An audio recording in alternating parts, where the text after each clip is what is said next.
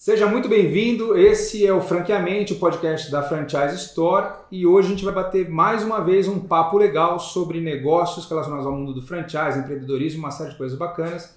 Então fica com a gente aqui, eu tenho certeza que você vai curtir, é só o Léo rodar a vinheta.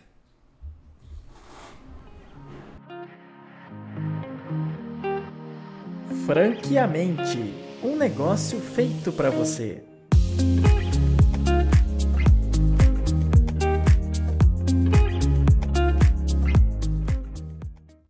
Legal, comigo aqui então Alexandre De Carli, diretor comercial do Laboratório Plátano. Alexandre, já quero começar te agradecendo a presença aqui, de poder investir esse tempo com a gente, trocando uma ideia, para a gente falar um pouco sobre o Laboratório Plátano, falar um pouco sobre as oportunidades que circulam esse mercado, que é um nicho diferente, específico, que traz algumas especificidades que a gente vai poder explorar aqui. Mas toda jornada tem um começo e o nosso primeiro passo vai ser... Vamos contar um pouco da história do Laboratório Plátano, para as pessoas entenderem quem é a empresa e, enfim, tudo que está por trás dela. Mais uma vez, obrigado pela tua presença. Imagina, eu que agradeço, Guilherme. É um prazer estar aqui com você no podcast, conversando sobre esse negócio, sobre empreendedorismo, algo que eu sou apaixonado e principalmente sobre a empresa, né? Um pouquinho da história de como surgiu o Laboratório Plátano, né?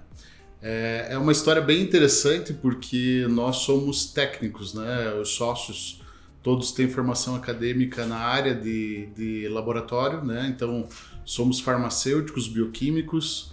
É uma segunda geração já de pessoas que trabalham com laboratório. A primeira geração aí fundando os laboratórios na década de 70, né? E com o tempo o mercado veio evoluindo, muita tecnologia entrando no mercado. Antigamente os processos eram muito manuais, né? Hoje em dia se utiliza muito a inteligência artificial, robôs para fazer os exames laboratoriais, então foi uma evolução fantástica, né? E no meio desse mercado, que é uma loucura, o mercado de saúde, que também depois a gente vai falar um pouquinho mais sobre isso, né? A evolução ela nos obrigou a pensar de forma diferente, né? A maneira como nós gerenciávamos os nossos laboratórios, com o tempo a gente foi perdendo muito resultado financeiro e com isso a gente teve que se reinventar. Então nós éramos 5 laboratórios pequenos do interior e que a cada ano viam a sua margem sendo consumida pelos preços de planos de saúde e pelo governo, né, pelo SUS, que não reajusta há décadas, e alguns planos inclusive reajustando para baixo, e o custo fixo subindo todo ano, né? Então a gente percebeu que nós precisávamos mudar algo. Com isso, nós nos reunimos entre concorrentes numa região específica ali no sudoeste do Paraná, e a gente resolveu fazer uma fusão. E dessa fusão dos 5 laboratórios, entre os concorrentes, surgiu o Laboratório Plátano. Isso Legal. Foi mais ou menos de 2014 para 2015, né? Então a gente fez ali um planejamento estratégico para 10 anos, onde incluiu uma expansão aí para chegar à realização de 1 milhão de exames por mês, né? E a gente vem trabalhando em cima desse planejamento desde então e já crescemos bastante, e esse é um ano onde vamos crescer ainda mais. Muito legal. É bacana você contar aqui a história, 2 pontos aqui que eu vou pegar que são, acho que, bem interessantes. O primeiro é a segunda geração de gestores, né, dentro dos 5 laboratórios, todos estão na segunda geração.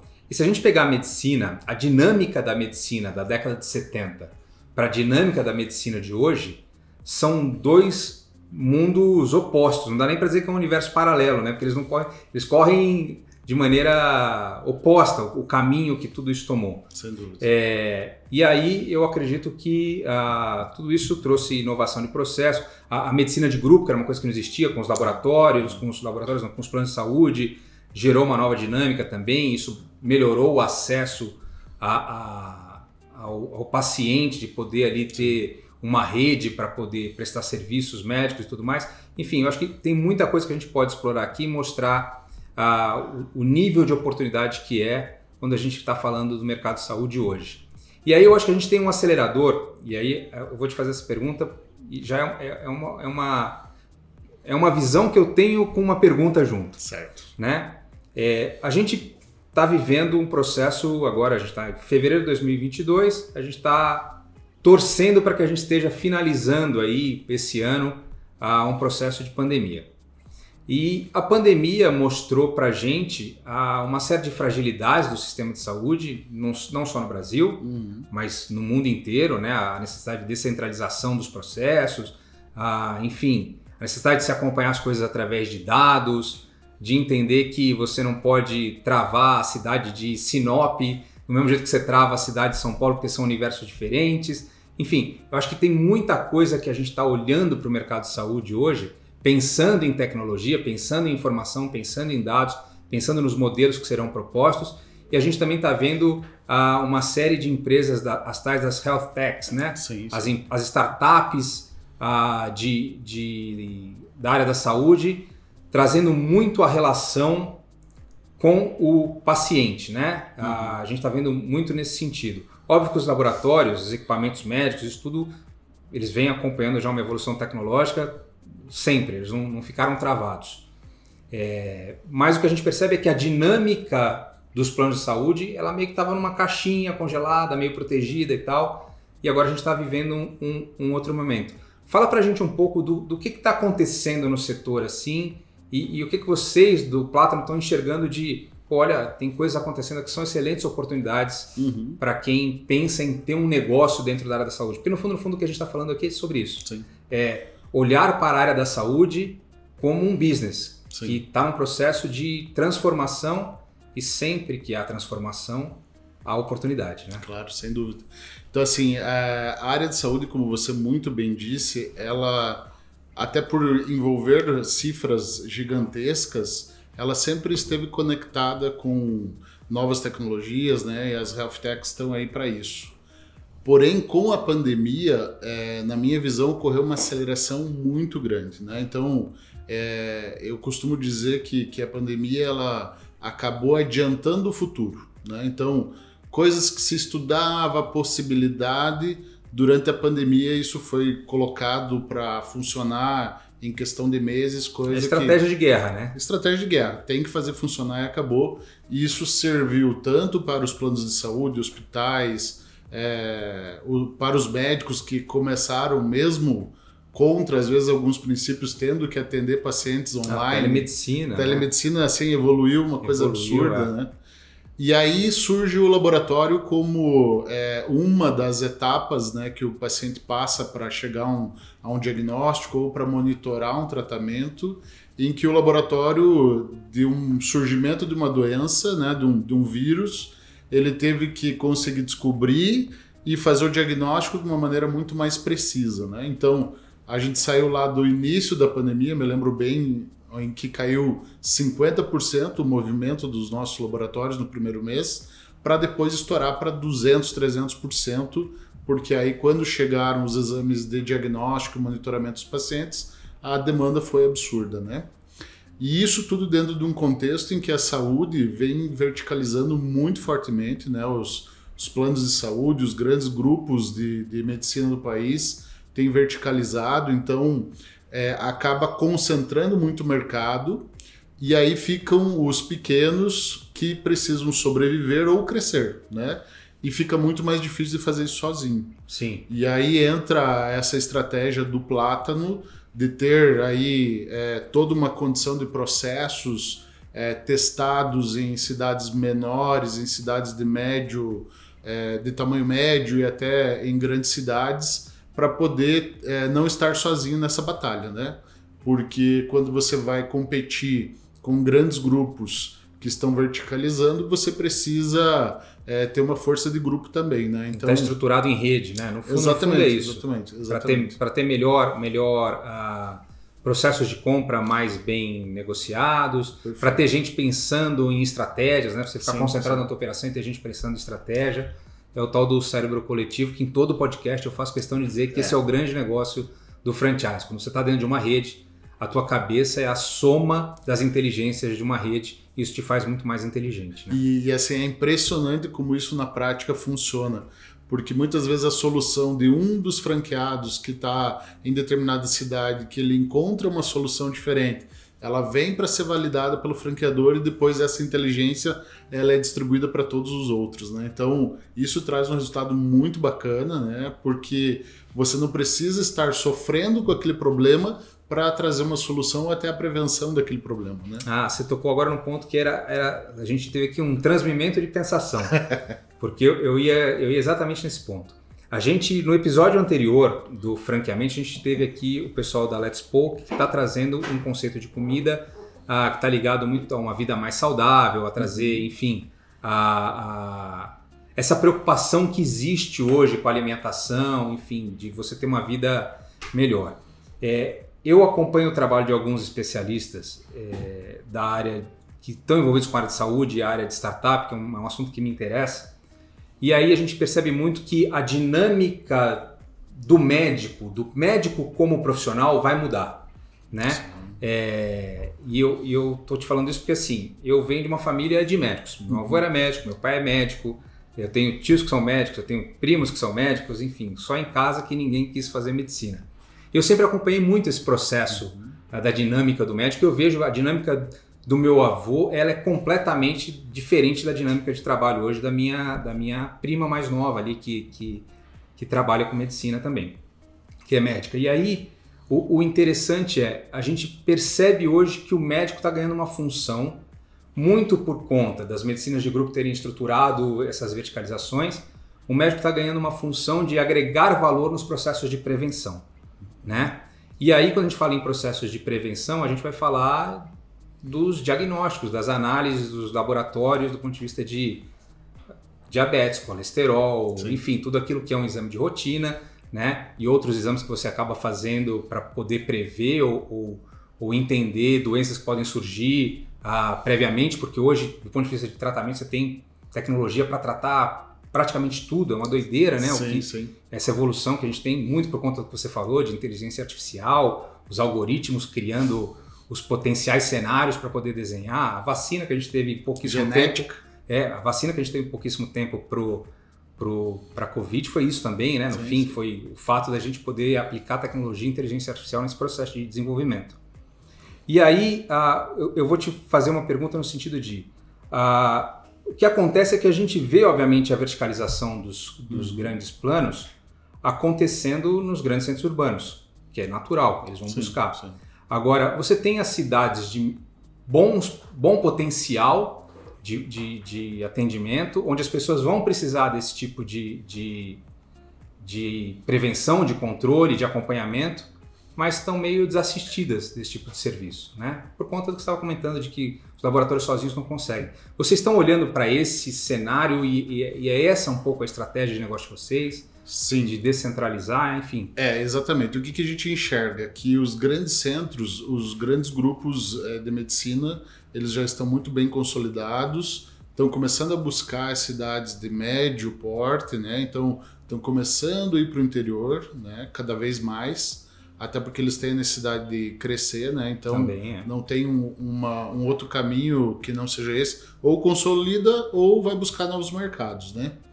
E aí o que acontece? Quando você coloca o papel do médico dentro desses grandes grupos, eles têm todo o processo desenhado, porque o grande desafio deles é o quê? É conseguir gerenciar a saúde do usuário, né, do cliente deles, com o menor recurso possível e com a melhor efetividade. Então, ou seja, ou vai prevenir muito bem que as doenças ocorram, ou quando diagnosticada, tratar com menor custo, porque como a gente disse, um negócio. Pela eficiência. O médico vai ser remunerado pela eficiência. Exatamente. Né? Que é até um dos pontos que o Clemente Nóbrega, a gente estava até na sala citando agora há pouco, o Clemente aqui, estou citando ele, porque é uma das referências que eu uso para entender o que acontece, fala muito sobre isso, que os médicos serão remunerados no futuro pelo fechamento do processo. Exatamente. Né? E não pelo atendimento. Assim, o médico que, solicitando os exames, tem fechamentos melhores, é um médico de melhor qualidade. Exatamente. Do que aquele que gera muito mais custo. Perfeito, porque no fundo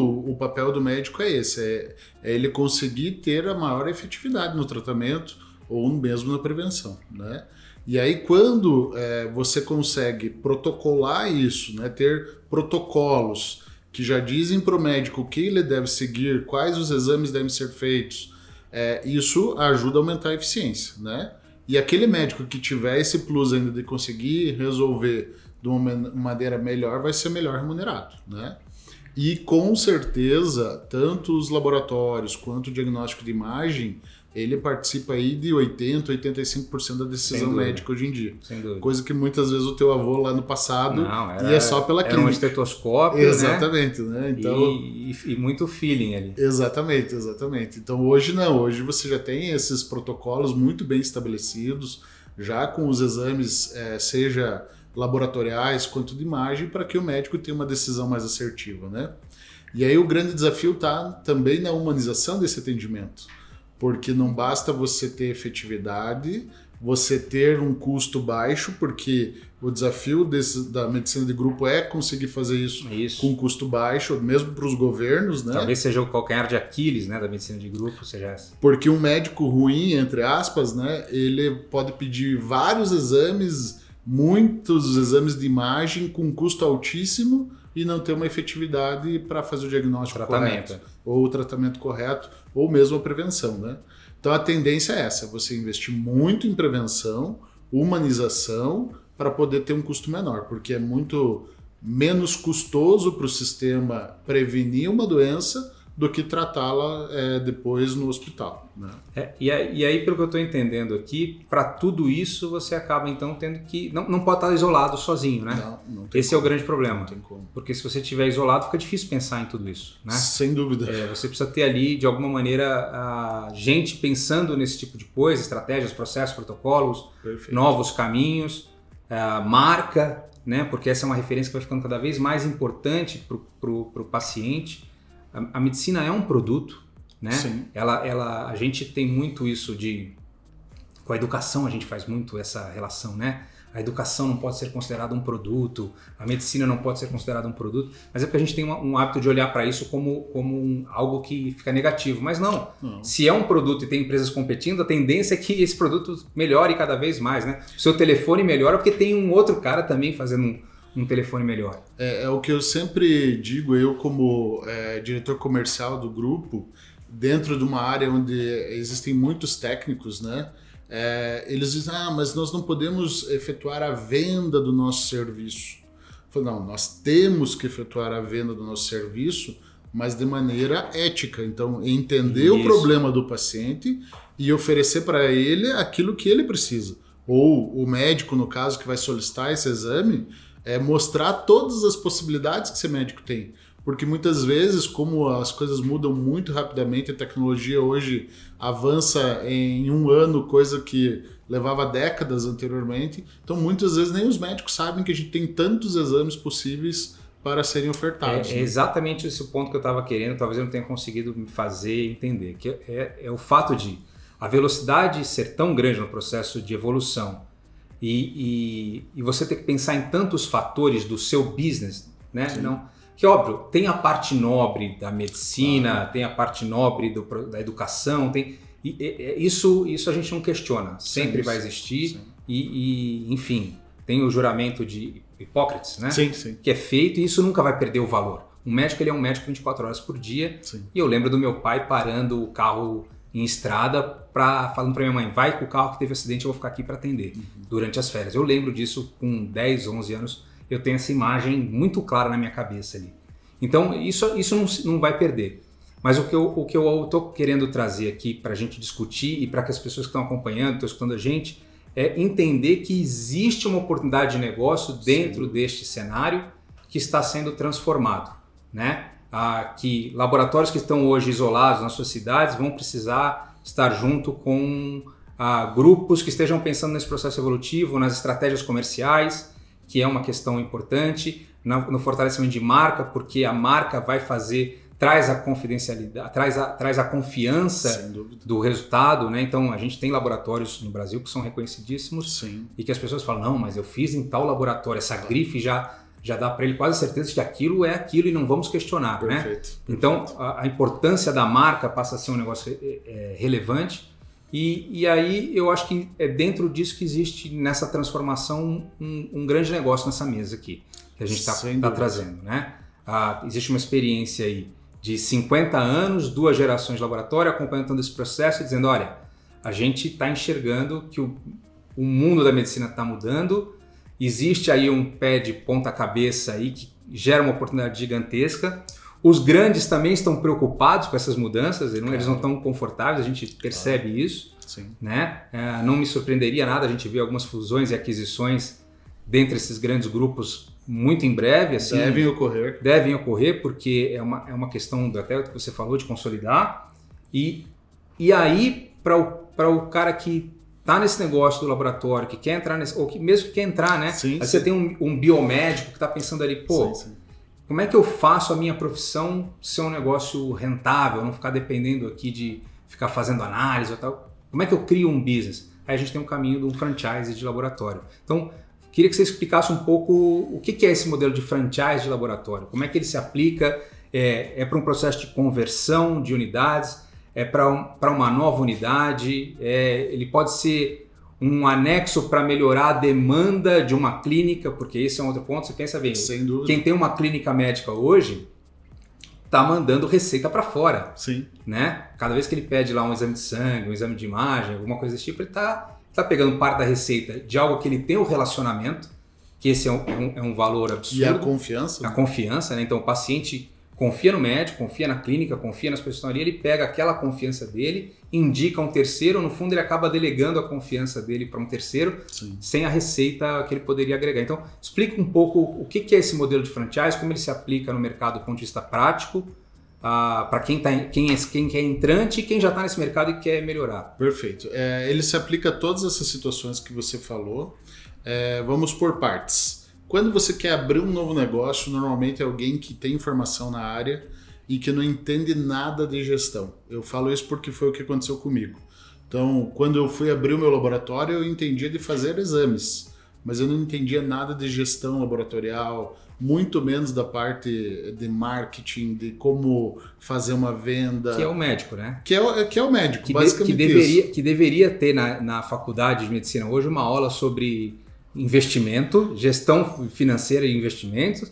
Deveria ter aula de marketing, né? Deveria entender que... Eu discordo um pouquinho de você dizer uma aula, deveria ter uma disciplina, quando eu digo assim...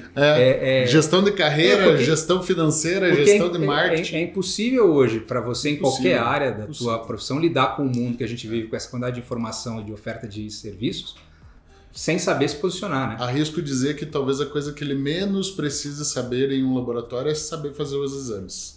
Porque muitas vezes hoje você tem laboratórios que estão terceirizando 80%, 90% da demanda. Então é muito mais importante entender a parte pré-analítica, entender como atender bem o cliente, como ocorre a jornada do paciente desde o momento em que ele nem sabe que ele precisa daquele exame até o pós-venda, né? Porque você depois de entregar o resultado você tem que acompanhar para ver se está tudo ok e isso vai gerando a confiança, né? Então, para aquele profissional, para aquela pessoa que quer investir em laboratório, ele precisa saber que é muito mais do que fazer exames. Ele não precisa necessariamente ser um biomédico, um farmacêutico, ele pode ter um responsável técnico para isso no processo. Pode, sem dúvida, sem dúvida. Ele pode ser... Eu diria até que ser um empreendedor é muito mais... É o passo número 1. É o passo número 1. É muito mais assertivo do que ser apenas o técnico, né? Tá. Se for o técnico, ok, a gente vai dar todo o suporte. Esse conhecimento vai ajudar ele. Vai ajudar, coisas, sem dúvida. Mas se for empreendedor e não tiver o lado técnico, nós também temos o lado técnico para dar esse suporte. Legal. Para os colegas que já têm laboratório e que estão sentindo alguma dificuldade, muitas vezes é por isso. Porque eles têm o laboratório, mas eles têm que cuidar da parte técnica, eles têm que cuidar dos colaboradores, eles têm que cuidar da parte comercial. Eu costumo dizer que cobra o escanteio e corre a cabecear. E aí acaba não conseguindo fazer tudo bem feito, né? Então a gente também traz esse suporte para poder aliviar um pouquinho essa carga para que ele possa se preocupar com o que realmente é importante. Eu me preocupo com a operação e alguém está pensando em estratégia, marca, exatamente. Comercial, posicionamento, tudo isso. Negociação com fornecedores, com laboratórios de apoio. Isso deve tomar um tempo absurdo, né? Para você ter alguma rentabilidade hoje, a gente sabe que as margens em todos os negócios são muito apertadas. Sim, sim. Né? Você negociar sozinho nunca tem o volume que você precisa para ter a rentabilidade. É uma negociação muito... leonina. Leonina, né? porque você está negociando com os grandes grupos de medicina de saúde. Que já são concentrados também, né? Com um pequenino lá que está... Então não tem, a negociação ela é leonina mesmo. Sim. E aí quando você já faz parte de uma rede, a história é outra, porque quem vai negociar não é você. É uma rede de 70, de 80, de 100 laboratórios. Já é um grupo, né? Já é um grupo e que faz diferença para o apoio estar atendendo ou não. Então, nesse sentido, ajuda inclusive quem já tem laboratório a ter uma gestão focada no cliente, como captar novos clientes, como aumentar o meu ticket médio. Então, tem coisas que o profissional lá nem sabe que existe e que a gente vai dizer, isso aqui é fundamental para você fazer. Porque se você não tiver de olho nesse indicador, o teu negócio está correndo perigo, né? E uma coisa muito legal que veio com a pandemia é o reconhecimento das pessoas da necessidade de se cuidar, de cuidar da própria saúde. Então a gente enxerga para os próximos anos um aumento de demanda muito grande. Eu acho que isso criou-se uma nova cultura, né? Principalmente no cara que paga hoje, no consumidor que paga um plano de saúde. Né? Eu mesmo vou te dar um exemplo pessoal. Eu sempre tive plano de saúde, né? Mas não sou aquele cara que usa o plano de saúde num processo de prevenção. Sim. Você fica com aquilo quase que meio como um seguro, né? Isso. Quando eu precisar, eu sei que eu tenho um plano e vou e tal, não sei o quê.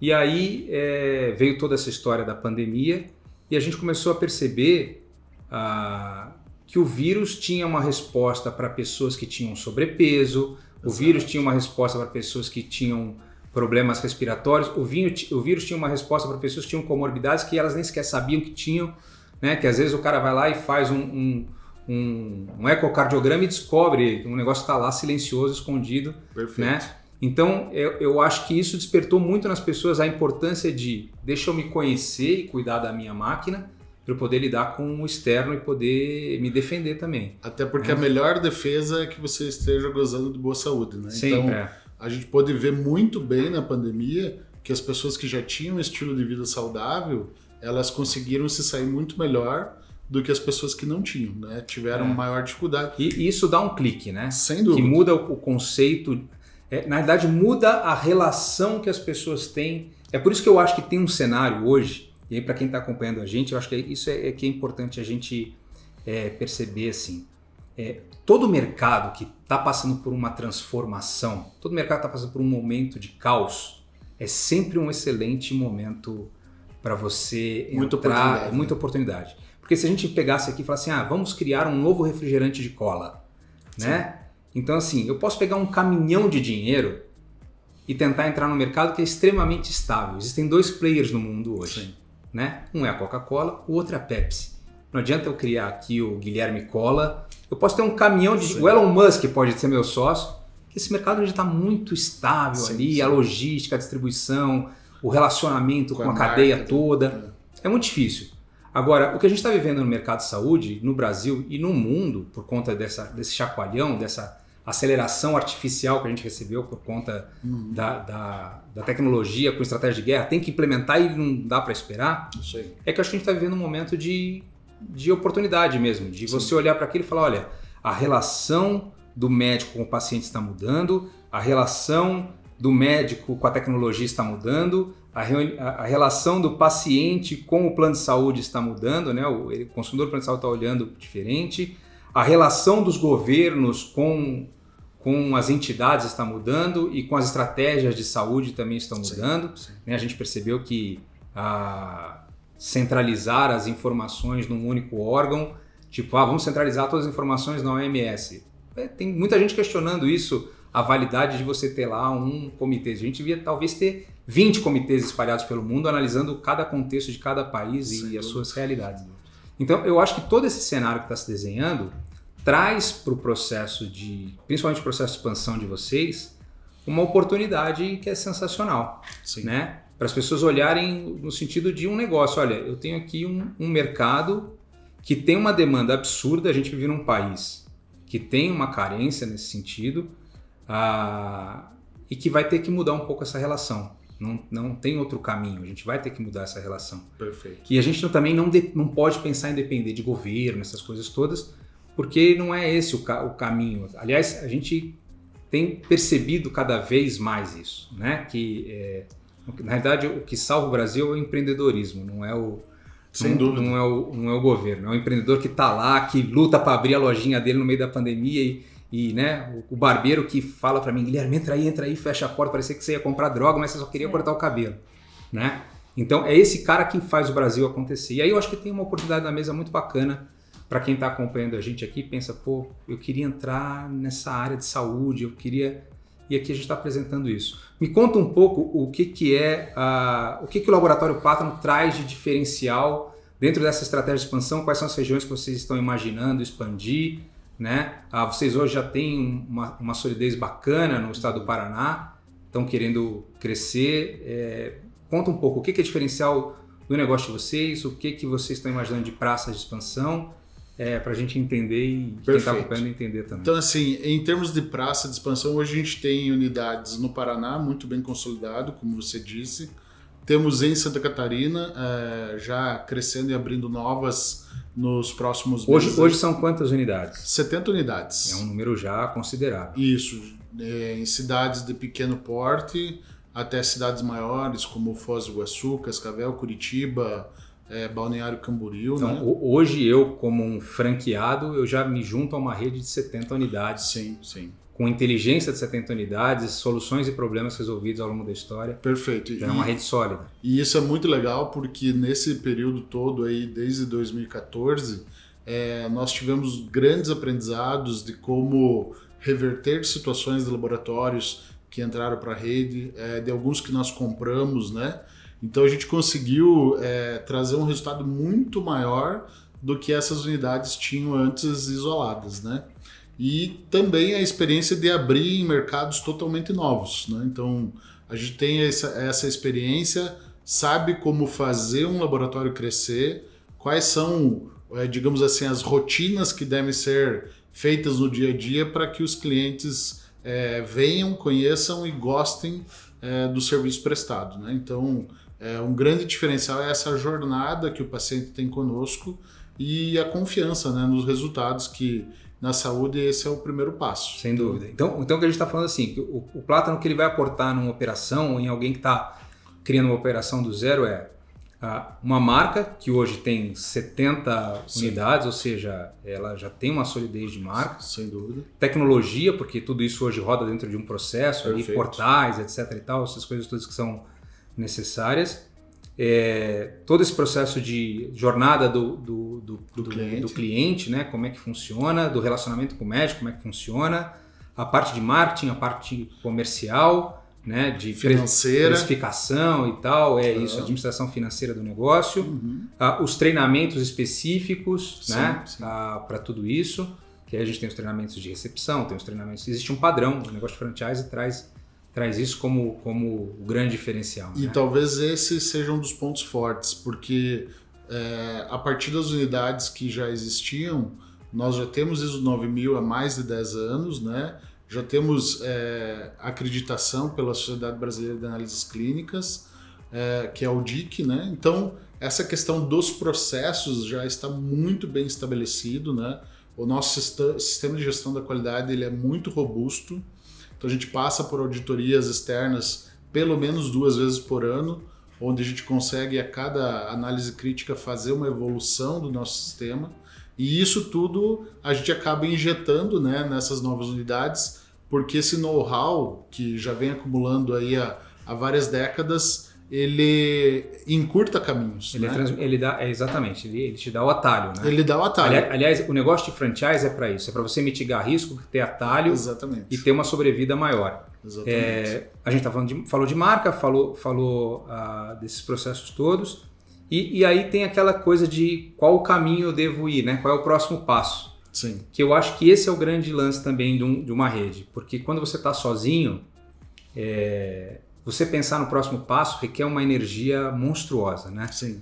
Para onde vai o meu mercado? O que vai acontecer? Então, eu tenho que estar me informando. Hoje você tem muita informação e às vezes o excesso de informação também atrapalha, né? Claro.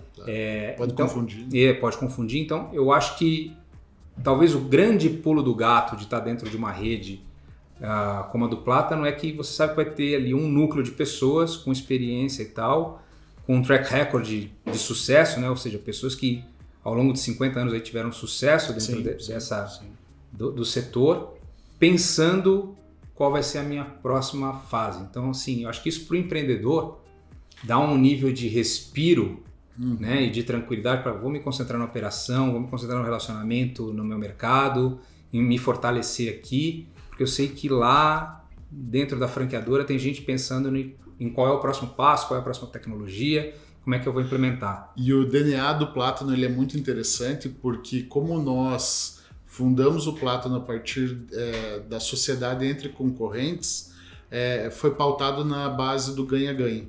Então, nesse ponto, a gente é muito sincero com o franqueado. Tem uma transparência muito grande. Cara, vamos lá que vai dar certo, você tem o perfil, você vai poder ganhar, a gente vai poder ganhar, a gente pode crescer junto. Ou, olha, não é o momento, esse não é o lugar, porque não adianta criar um castelo de areia e depois ver ele cair. Então, o que a gente trabalha muito é nisso, na transparência e ok, vamos lá, vai dar certo, vamos trabalhar junto. Ou esse não é o momento, ou esse não é o local, ou você não tem o perfil. Né? Eu posso dizer que isso é uma realidade, porque nas nossas reuniões a gente sempre foi...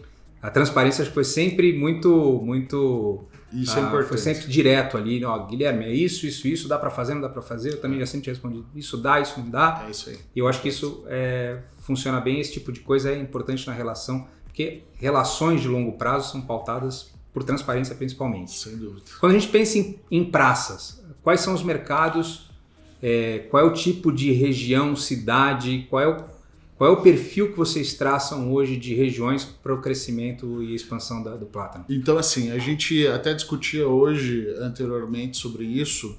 Normalmente, quando você fala em franquias, se fala em cidades de um tamanho um pouco maior, né? Acima de 100, de 200 mil habitantes, né? Nós devemos investir aí nos próximos meses em cidades maiores, principalmente nessa região mais oeste do Brasil, né? Então, pegar esse lado da fronteira com a América Latina, aí, né? Os países vizinhos, porque a gente percebe que o agronegócio tem crescido muito nessas áreas. Sim. E que tem um grande potencial de mercado. Mas isto não exclui que a gente possa avaliar outras cidades, mesmo grandes centros, né? A gente não exclui, mas o nosso foco principal vai estar nesse cinturão verde aí, subindo pelo lado oeste, em Mato Grosso do Sul, Mato Grosso, Rondônia, indo até lá para cima, Pará. Palmas é uma cidade que nos interessa muito, né? Legal. Mas não exclui as cidades litorâneas, né, e os outros estados. Mas o foco agora vai ser para esse lado. E aí a gente está falando de cidades que têm menos de 100 mil habitantes, são possíveis. Assim. É possível.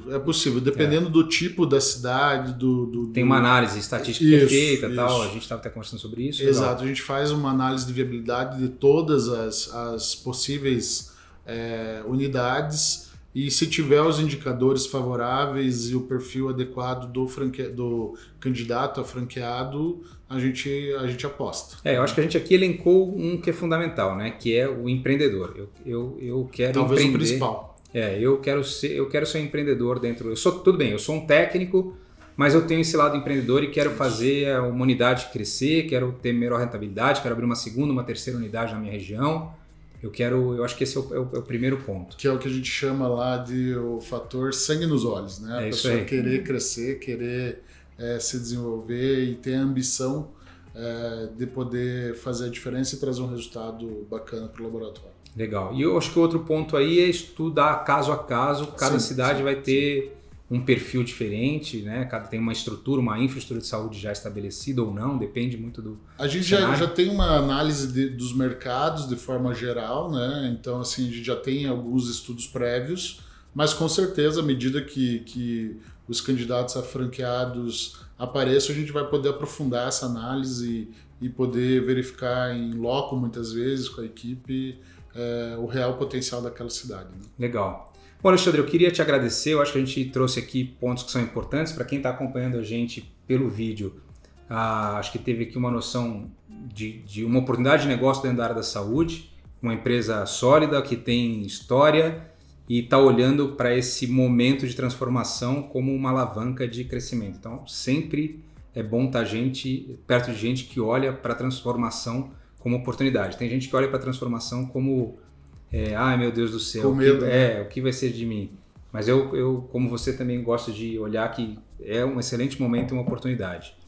E aí eu vou fazer o convite para quem teve interesse e quer saber mais sobre o Laboratório Plátano, para acessar o site da Franchise Store, franquia.com.br.